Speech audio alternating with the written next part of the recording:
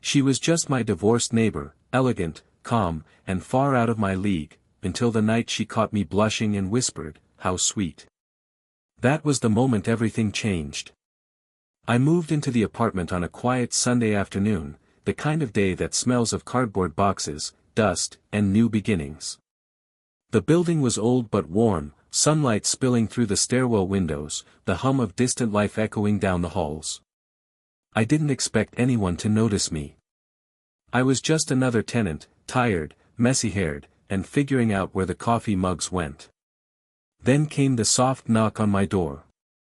When I opened it, she stood there, a woman in her early 40s, holding a small wicker basket lined with a blue towel. "Welcome to the building," she said, her tone warm and measured, like she'd said it before but meant it this time. I remember how her hair framed her face, dark, loose waves, a few strands gently escaping near her temple. There was something composed about her posture, something that told me she'd once been used to caring for others. The smell of baked muffins drifted between us, cinnamon, butter, and something faintly citrus. I tried to thank her, but my words tripped over each other, clumsy and half-whispered. She smiled, eyes soft but amused, and tilted her head slightly, studying me the way an artist studies light.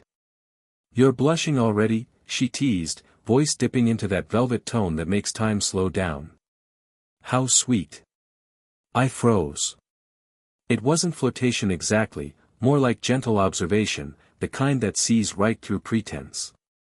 I laughed, nervous and genuine all at once. My heart thudded embarrassingly loud in my chest, and I caught myself brushing a hand over my cheek as if to hide the color she'd noticed. She chuckled softly, a low sound that filled the narrow hallway with warmth. "Don't worry, it's a good look on you," she said, handing me the basket. Her fingers brushed mine, brief, unplanned, but enough to send a small jolt up my arm. Her skin was cool from the hallway air, her perfume faint, something floral and calm, like gardenia and rain. I managed to thank you, finally meeting her eyes. They held a kind of quiet confidence, but there was also something else there, a trace of solitude, maybe, or memory. "I'm next door if you need anything," she said, stepping back, her smile softening. "And don't be shy about knocking. I usually make too much tea anyway." When she disappeared behind her door, the hallway felt strangely empty. I stood there for a long moment, the basket still warm in my hands, the echo of her voice lingering in the air. I didn't know it yet, but that one teasing line, "You're blushing already. How sweet," was the start of something I wouldn't be able to forget. It started with coincidence, or maybe it was quiet intention. Our balconies were divided only by a thin wall and a line of potted plants. Each evening, when the air cooled and the neighborhood softened into silence, I'd step outside with a mug of coffee, and she'd already be there, leaning lightly against the railing, her profile painted in sunset gold. At first, it was just polite greetings. She'd nod, I'd smile, and that would be enough. But small talk has a way of growing roots when both people secretly want it to. Soon, our exchanges stretched into long, easy conversations that drifted with the evening breeze. We talked about ordinary things, her jasmine plants that refused to bloom this year, my clumsy attempts at cooking, the neighbor's cat that liked to sneak onto her balcony. But between the laughter and the pauses, something gentler began to form, a rhythm, a shared quiet. One evening, she mentioned her divorce, almost casually, as if describing a distant city she once lived in. Her voice didn't tremble, but her eyes did soften, like she was still learning how to say the word without feeling its weight. "It's strange," she said, brushing a leaf from her railing. "You think life will slow down when you're finally alone, but it doesn't. It just gets quieter." I didn't know what to say, so I just listened. She seemed to appreciate that more than words. Sometimes, she'd catch me watching her, not in a way I meant to, but because her presence drew attention the way sunlight draws color. She had this habit of tucking her hair behind her ear mid-laugh, or looking away when she said something honest, as if afraid her eyes would give her away. The air between us carried more than just words, it carried awareness. Not heavy or forbidden, just real. One night, she leaned closer over the railing, the glow from her balcony lights catching the curve of her smile. "You don't talk much," she said. "Most men your age can't stop talking about themselves." I shrugged, smiling. "Maybe I just prefer listening to someone who has something worth hearing." Her laugh, soft, genuine, floated across the narrow space, mingling with the faint scent of jasmine. "Careful," she teased, "you're getting good at this." That night, after she went inside, I stood there for a while longer, staring at the empty balcony. The lights in her apartment glowed faintly behind the curtains. And though we hadn't said anything clearly romantic, I realized my evenings already felt incomplete without her voice drifting through the quiet. It wasn't love, not yet. But it was the beginning of something I didn't dare name. The rain came suddenly that night, not the soft drizzle that cools the air, but a wild downpour that blurred the world outside into silver streaks. I had stepped out onto the balcony to bring in the clothes I'd hung to dry, but before I could finish, the sky opened up completely. Within seconds, I was drenched, water running down my hair, my shirt clinging to my skin.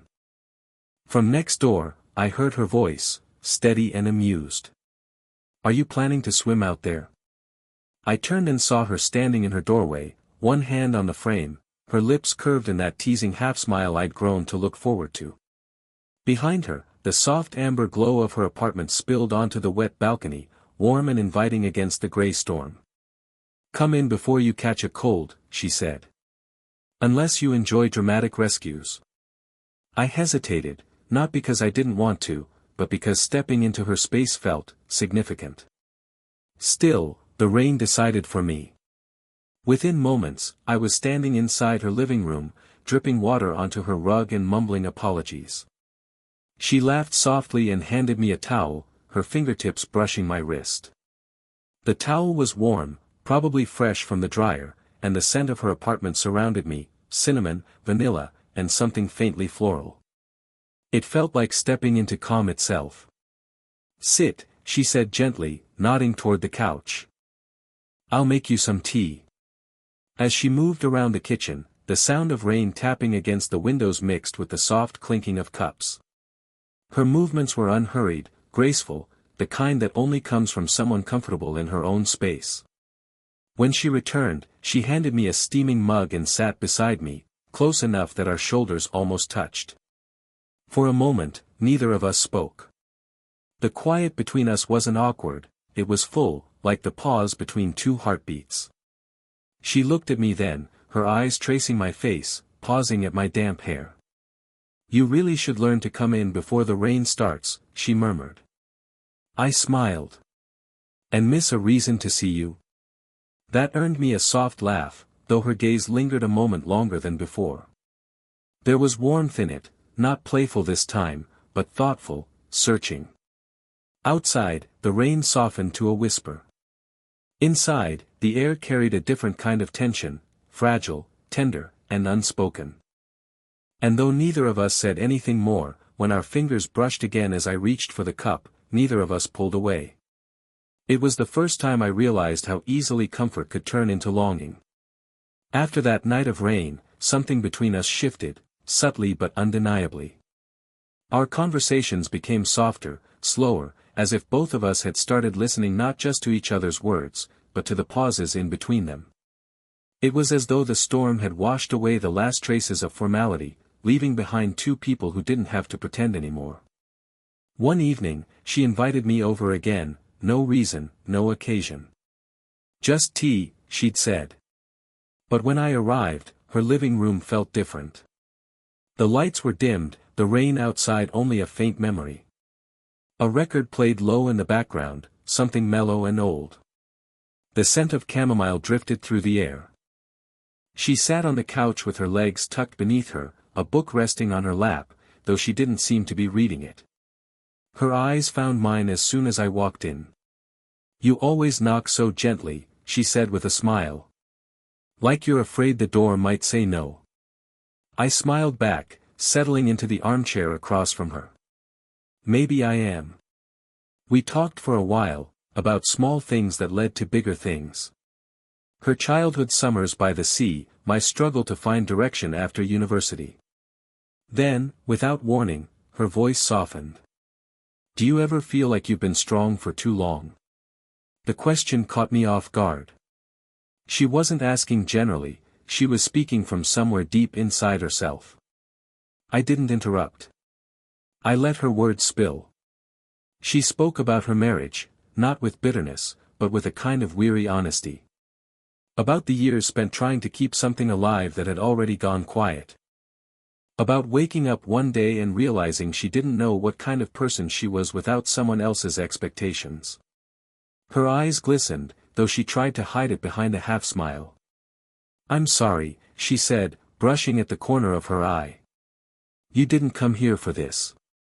I moved to sit beside her, the couch dipping slightly under our combined weight. I came here to listen, I said quietly. She looked at me then, really looked. And for the first time, I saw the woman behind her composure, tired, brave, beautifully human. Without thinking, I reached for her hand.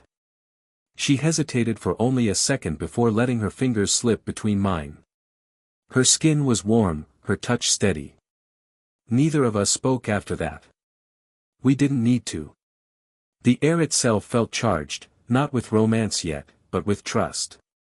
The kind that builds foundations before love even dares to name itself. And in that silence, our hearts finally began to speak. For a while, it felt as if we'd found something steady, something unspoken but deeply real. Our evenings together became a quiet rhythm I had come to depend on, tea, laughter, gentle silences that said more than words ever could.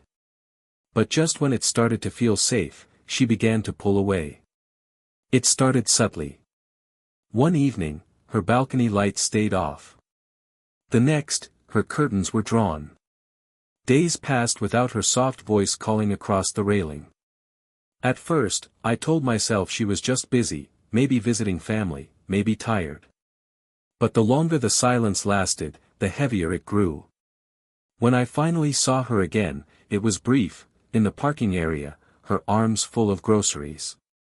She greeted me with polite warmth, but there was something distant in her eyes, like she'd built a wall she wasn't ready to explain. Everything okay? I asked, my voice more careful than curious. Of course, she said, smiling, though the smile didn't quite reach her eyes. Just, trying to keep busy. Then she was gone again, her footsteps echoing down the corridor. That night, I stood on my balcony, staring at the empty space where her light used to glow. The jasmine on her side looked wilted, untended. It wasn't just her absence that hurt, it was the way she had taken warmth from the air itself. I replayed our last real conversation in my head, the night she'd let her heart open a little, when we sat close enough to share breath. Maybe that had scared her. Maybe she had seen what was forming between us and decided it couldn't exist. After a long hour of indecision, I did something I'd never done before. I wrote her a note. Just a few words on plain paper, missed our talks. Hope you're okay.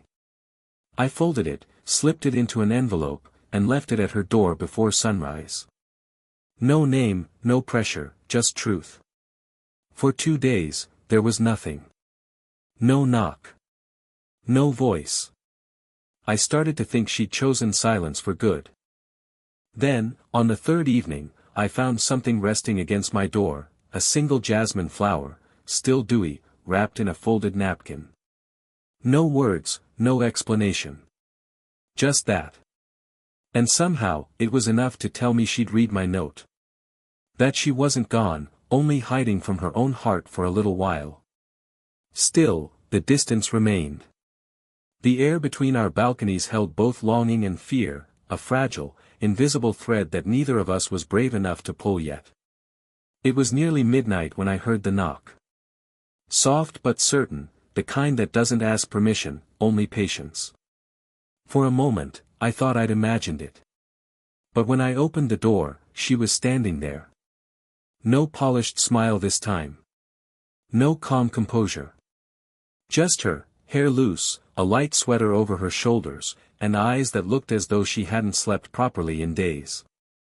"Can I come in?" she asked quietly. I nodded and stepped aside. The moment she crossed the threshold, the air seemed to shift. She stood there for a moment, as if steadying herself, then looked at me with a kind of fragile honesty I'd never seen before. I didn't mean to disappear, she began, voice low and uneven. It's just. I got scared. She sat on the couch, hands clasped tightly in her lap. I joined her, not too close, just near enough for her to know she wasn't alone. Scared of what? I asked. Her lips curved in a sad, fleeting smile. Of being seen again. Of wanting something I told myself I didn't deserve anymore. The confession hung in the room like a trembling note. I wanted to tell her it was okay, that she didn't have to explain, but something told me to let her speak. You're young, she said after a pause. You have your whole life ahead of you. And me. I'm just trying to remember who I am without someone else's last name. When you looked at me the way you did that night, she stopped, her breath catching. It made me feel alive. And that terrified me. Her honesty broke something open inside me, not pity, not guilt, but recognition. I understood the fear of feeling too much. I leaned forward, my elbows on my knees, voice steady but gentle. I never saw you as someone broken or lost. You've just lived a little longer than me, that's all. And maybe that's why I listen when you talk. Because you make silence feel safe. Her eyes met mine then, wet, uncertain, but full of light. Slowly, she reached out, her fingers brushing against my cheek. It wasn't an invitation, just acknowledgement, the softest kind of thank you. Do you really believe that? She whispered. I do, I said simply. For a long moment, we stayed like that, the clock ticking faintly, the world outside asleep. Then she exhaled, a sound between relief and surrender, and leaned her head gently against my shoulder. No promises. No declarations. Just a quiet understanding, two people, both a little scared, both ready to stop pretending they weren't. That night, for the first time, there were no walls left between us. Morning arrived like a soft apology. The storm from the night before had washed the world clean, rooftops glistened, the streets shone with puddled sunlight, and the air carried that scent only rain can leave behind. I woke early, not sure if she'd stayed or gone, half afraid that everything from last night might dissolve with daylight. But when I stepped out onto the balcony, she was already there. She leaned against the railing in her robe, a mug of tea in her hands, her hair tied loosely, still damp from a shower. The light touched her face gently, and for the first time, she looked entirely at peace. When she noticed me, her lips curved into a quiet, knowing smile. Good morning, she said. Her voice carried the warmth of someone who had finally stopped running from herself. I returned her smile, lifting my own mug, coffee this time, strong and grounding. For a while, neither of us spoke. We just stood there, breathing in the calm, watching the droplets still sliding down the railing between us. The neighborhood was waking up slowly, a dog barked somewhere down the street, a newspaper thudded against someone's porch. Everything felt ordinary again, and somehow, that made it more beautiful. She turned slightly toward me. I've been thinking, she began, her tone softer than the morning breeze. About last night. About us. I waited. I don't know what this is, she continued, and maybe we don't need to name it yet. But I do know it feels honest. And I haven't felt something honest in a long time.